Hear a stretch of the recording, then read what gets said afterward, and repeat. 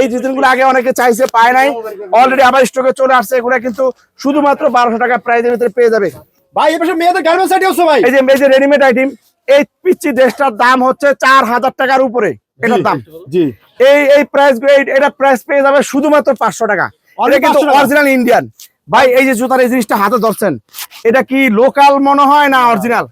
ভাই আমার কথা কি মিথ্যা আছে? 500 টাকা কি এটা কি যারা নিবে তাদের কি জিত হবে না ঠক হবে?